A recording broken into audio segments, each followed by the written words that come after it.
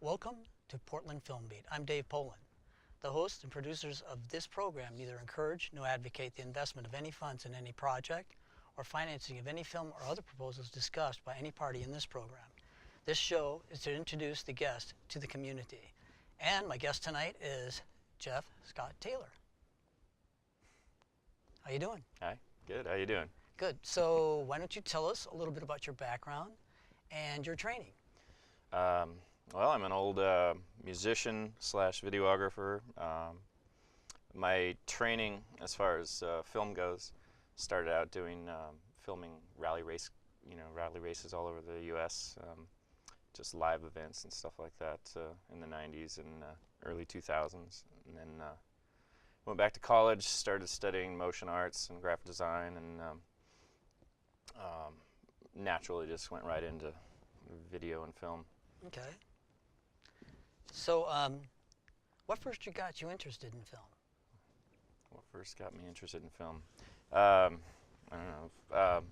Kung Fu, the show, maybe in the 70s, maybe. Okay, good. I've always had a love for it, and I just watched all of those type of, the old Kung Fu theater and all of that stuff, the martial arts shows. Mm-hmm. I was really into that stuff, evidently, as a kid and as a teenager and stuff like that. So, just always had a passion for it, love for it, and just had to start making features eventually. It just was one of those things. Just So drawn to it. How many features have you shot so far?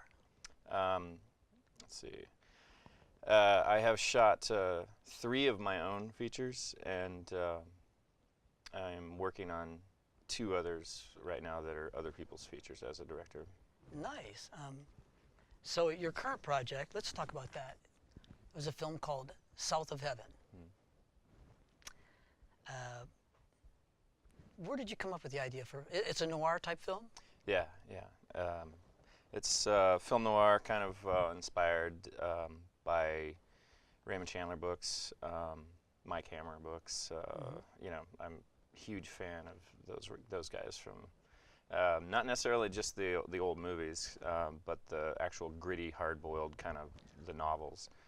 The movies are always a little hammy and a little bit, Bogart was a swagger. He had that swagger to him, but he was a little bit, over the top as far as the hard-boiled. The books were just so much more wonderful and gritty and dirty, and that's what South of Heaven is kind of. Well, I mean, I was totally, basically ripping off, Raymond Chandler's characters. What's his name? I can't remember. But there's the old saying in film, steal, but steal from the best. Oh, yeah, Raymond Chandler then. There you go, okay. But, South of Heaven is all about 1940s, 50s noir, with a little hint of, like, theatrical stuff in there. I mean, I tried to emulate some of that stage feel that Hollywood had back in that time period, where you knew it was a set on a stage, some backstage somewhere, backlot. We staged whole scenes in little warehouses and stuff like that to make it look like it was an office or this or that, and it was so obvious that it was a stage. It was so obvious that it was contrived, but that was the gimmick. That was the goal. Right. So, you got to use what you can too Yeah. when you're making independent films. Yeah. But you want that special look. You want that special feel, something unique, and to go back to that old theatrical look. The old time. Yes. When I watch the clips, I see it. Yeah, I can see what you're talking about. Yeah. But updated into a modern kind of setting. Okay, so what are a few things you learned making this film? Learned. I learn something every time I make a movie. Every time I'm out on set, I'm like kind of adjusting my perspective about things. Okay. And this one, I learned. I don't know what I learned. I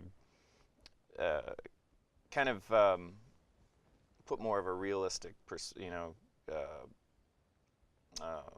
limit on myself as far as for future projects because of that film, and started to really God, that's a tough one. That's a tough question. Okay, yeah, well, all right. Well, let me think about that. How about we go on to Yeah. what does this film say about the world we live in? Mm. Or is it just it's just fictional? Yeah. Well, it is a fictional story. It's all about that. I mean, for me, it's all about the Blade Runner style thing, where it's not about our world. It's like Excellent. this. It's slightly skewed, and it's a Excellent. slightly changed perspective from what we view as normal. Because these guys are like in the modern era. I mean, but they're wearing clothes that are a mix of like 1940s, like hats and modern Fedoras? clothes and fedoras. Yeah, yeah. Okay. Yeah, the lead character is actually wearing my grandfather's hat from the 1940s. Nice. Briefly describe the appeal you think your film will have for audiences. It's hard to say. I think it's kind of it's kind of geared towards people that are more interested in otherworldly things. I mean, it's like other dimensions of our reality. They're not going to be. It's a crime drama. But it's just like yeah, it's a crime drama, but it's not totally realistic. It's a little bit of the suspense. There's not really much of a horror aspect to it, but there's a little graphic. As you know, there's like one or two graphic scenes that are somewhat disturbing, but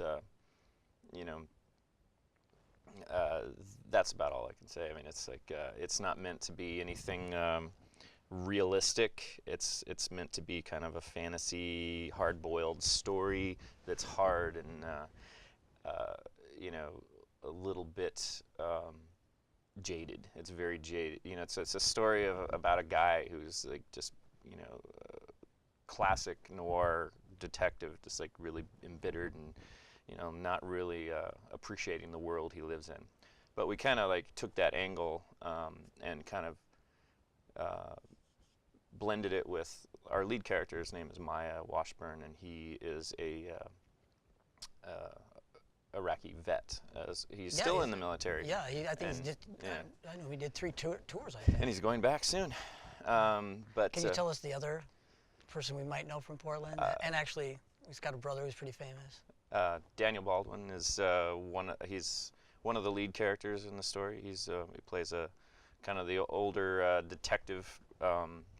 He's kind of a mentor to Washburn's character, and kind of like tries to steer him away from trouble, because our lead kind of like, he doesn't seem to fit into society very well, so he kind of gets into trouble, and it just keeps coming. It's kind of classic film noir kind of flavor. Right.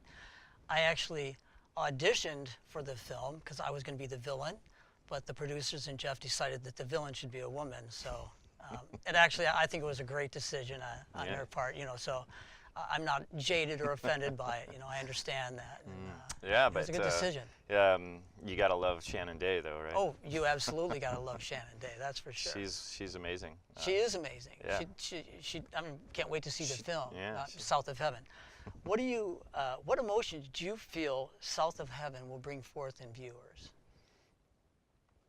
Or emotions? Yeah. That's a tough question.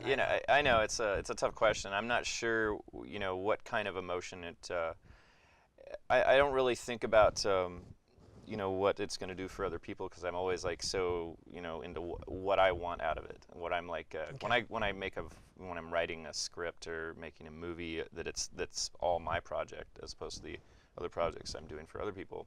It's all about me, and I'm like, it's my story and how I feel about it. So yeah, it's sure. like, I never really think about pleasing others when I'm doing my own features. So it's like, if you do, I feel films, too many people try and write for an audience. Yeah. And you always hear when you're writing, because I write a lot. So who's your audience? What's your audience? Well, I think the audience will discover the film. Yeah. And I think that's what you're saying. So. Yeah, it's the way I hear it is. I'm gonna, it's served on a plate. You either want to try it or you don't. You want to eat it or you don't, right? So, what do you think are your film's South of Heaven's strengths? The story has a lot of twists and turns. It's got a nice arc, and it's unique enough in its kind of like abstract kind of stepping aside from our reality that I think it will keep people interested. Plus it's got those wonderful narrations of the 1940s where Oh, it okay. always keeps people like interested when you have somebody like talking over scenes and they're like describing situations. It's like it's part novel, part movie. Cool. Hmm. When do you expect you'll have your premiere?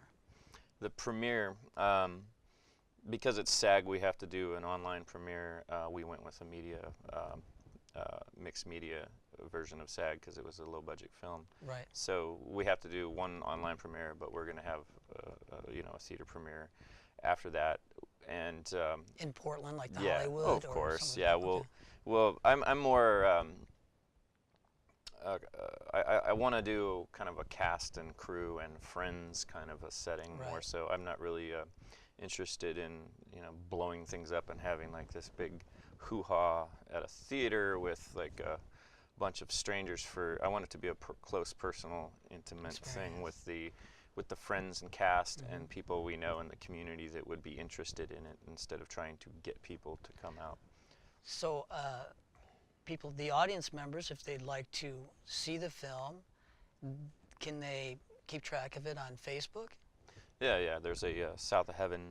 Ellery, can we put up the Facebook page for South of Heaven? There it is. Oh, that's Jeff's. You can, I'm sure, go to Jeff's as well, but there's another one up there, I think, for, that's me. Anyway, there, okay, well, he'll get it there. Anyway, get a hold of Jeff Scott. You can look at his webpage, or his Facebook page, and I'm sure that he will post out there when things will be live, so you can watch South of Heaven. There is a fan page for South of Heaven the movie. Okay. It's actually called South of Heaven the movie on Facebook. South of Heaven the movie on Facebook. And so, what are the threats with South of Um, If that's a fair question or not. What does that mean, though? I don't know.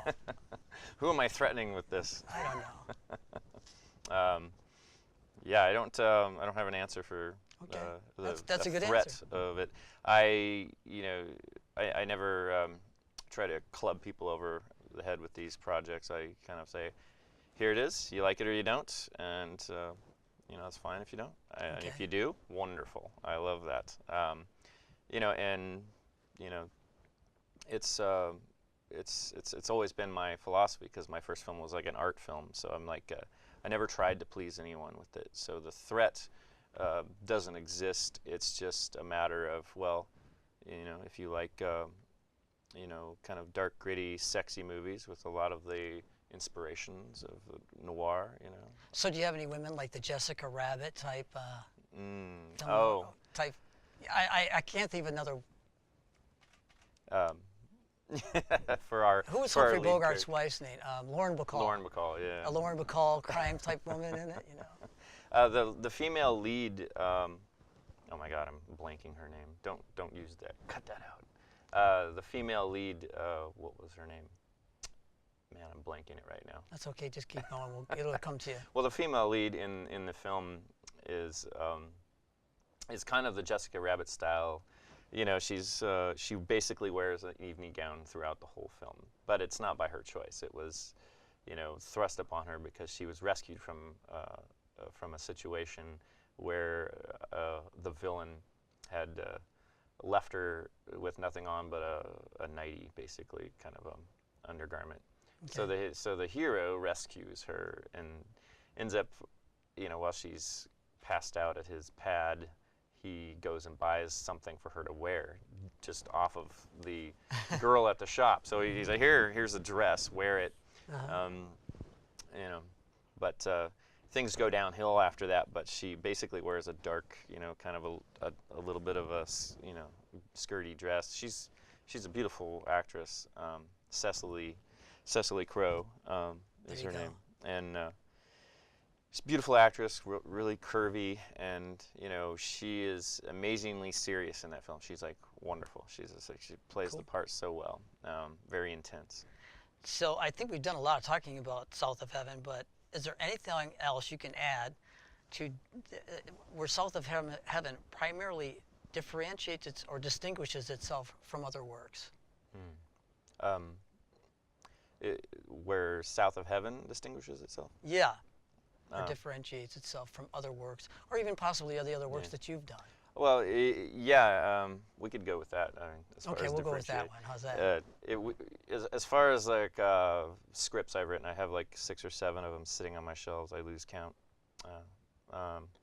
That one, I was studying. I went back to college back in like '04, and you know, because I was bored with my corporate gig, and I understand that. yeah, so I just took whatever classes I wanted, other than my motion arts and filming classes and stuff like that. And I took some film noir classes, so I started to really get absorbed into that genre and started writing stories and when I was done with college, I had already halfway finished that South of Heaven script based on Raymond Chandler stories and Philip Marlowe and Mike Hammer stuff. So I started to get away from like my first film, which was kind of a horror film, but it was an art horror film, which was like it was my own little baby that I spent 3 years doing effects and editing, playing around with, inspired by Eraserhead from David Lynch. Uh-huh. So that broke me out of the pattern that I would have been stuck in, which would have been the easy way out. You would have done films, started out with films that would have been less trying to elevate yourself. They would have been, because usually like when filmmakers start out with a feature film, they usually start out with the easy type. They start their first one's always some kind of easy film. It's a horror film or some kind of cheesy comedy or a stoner flick, or their first films are always funky. So that was the second one was a suspense drama, but the third one, completely different. South of Heaven was completely, that breaks it out of the mold for me, and I luckily I haven't had any competition at least in this part of the country, as far as film noir feature films go. Sure. So, I remember when you were auditioning for it, how many people were talking about, oh, I want to be in it. Oh, I want to be in it. There was a ton of interest as far as actors were concerned, because I know a lot of them. They were just it seems coming out of the wall about it. So that's good. Anyway, what we're going to do, if you don't mind, we're going to take a break right here and watch a 1 minute long clip of South of Heaven. All right. How about Eve Calloway, Nick Underwood, Isaac Lee Sternwood, Laura Marie Sternwood? No?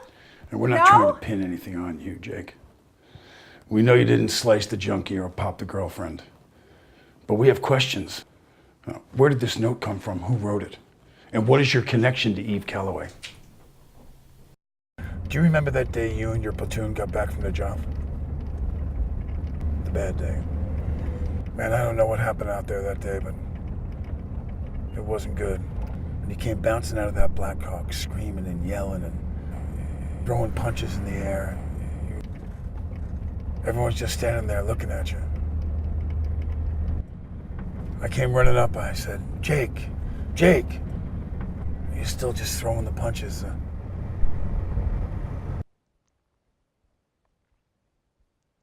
Wow, that was excellent. I do have a question. How did you shoot the car scene? Was there a screen behind it, the old, old style? Did you actually have cameras on a car moving, or on a trailer like they usually do? Well, technically it was like a little more difficult than we originally wanted to do like a warehouse with a green screen and just do it the old style, put a backlit projector behind a car and have them, but we decided to opt for the realistic look of it, and actually found a big old boaty, floaty car, and rented a big camera system and slapped it on there. And So it is on a real car. Okay. oh yeah, yeah. And Daniel was wonderful because he's had a lot of experience over the years driving in camera cars. This thing was like a big mount system, and so he's literally getting blocked by this big camera right in front of his face as he's driving down the road. Oh, okay. And he did a great job with that. yeah, it was that was a challenge.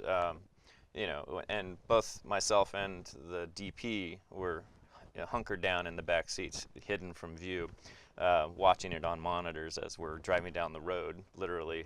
And it was the middle of summer, and it was 100 degrees out, and everybody's sweating and just miserable. And we drove, from the beginning of Sandy, from like 11th Street all the way up to like 100 and something. That's a busy road too. Oh yeah, and it was one of the most trying days of filming. Just hours of setup, and then the car's AC was funky, so we're all like sweating like crazy, and trying to focus on this. And it was one long strip of dialogue, so you didn't have any cuts in between. You're just basically rolling through this huge piece of dialogue, and Daniel did a wonderful job. Maya and Daniel did a wonderful job of the emotion and the intensity. Maya has like personal, his reference to that is that some of that dialogue him and I actually sat down and wrote for that scene. Okay. And it was really personal for Maya.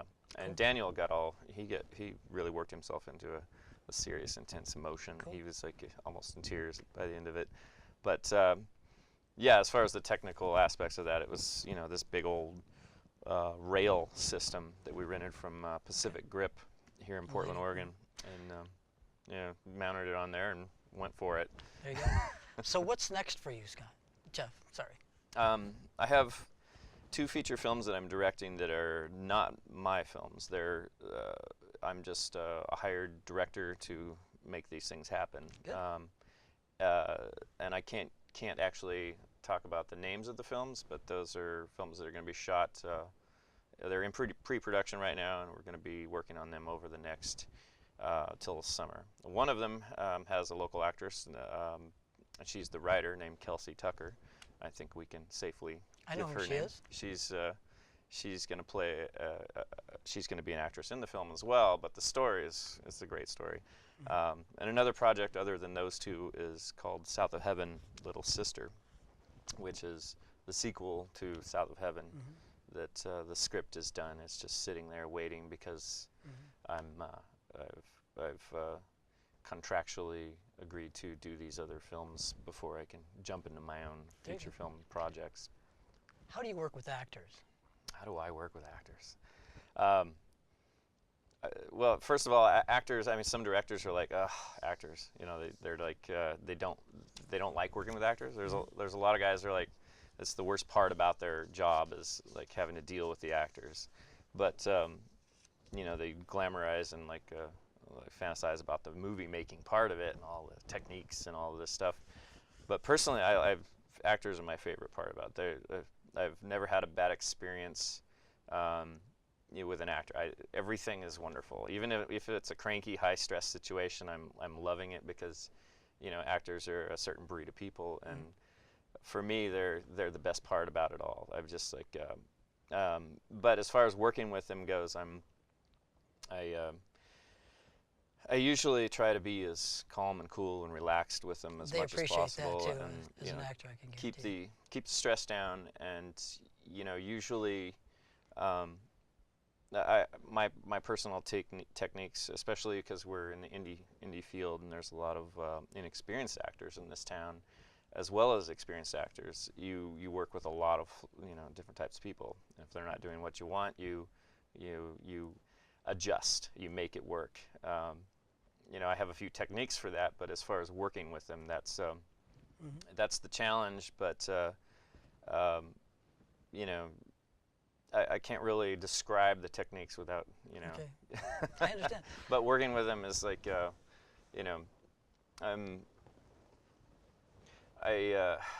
see what's a good way to describe that? I think we can just cut that out. Why don't we just move on? What is your favorite part of filmmaking? As far as Writing, directing, post, yeah, editing? my favorite part of filming is actually writing and actually getting out there and shooting. I like the actual hands-on, gritty, getting out there and shooting all the time. It's editing is something that you know, I'm forced to do. It's not my first choice, but when I want something done and I want it done quickly, sometimes I have to do it myself. Okay. We're gonna have to start wrapping up here, but Yeah. any advice you can give to anyone trying to get a film made? Get out there and do it. I mean, don't dilly-dally. People in this community tend to, ramp it up, make a big deal out of it for a couple years. But the more you wait, the harder it gets. I'm trying to get one made myself, and, yeah, and you I'm just- learning a lot about you just gotta get just- out, do it. You got to do it. Use the Just equipment you got, use the people you got, and just Yeah. make it film. use your resources. There's a And lot you of people. find your next film, you get better resources usually. A lot of great people in this community that are just willing to just jump in there. Right. Um, So where do you hope to see? where do you hope to see yourself in 5 years? Exactly where I am, making films that I want to make, of my own choice. I mean, that's basically all I can ever ask for in this world, is to be, continue working in this field and to keep making movies that I want to make. Okay, good. So if you'd like to get a hold of Jeff, can we get his email up there?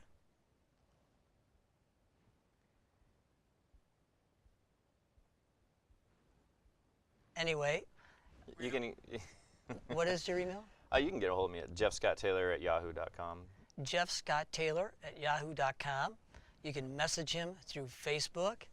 And if you have a question for me, you can email me at portlandfilmbeat@comcast.net. That's portlandfilmbeat@comcast.net. I want to thank our guest for being here. And until next time, thank you.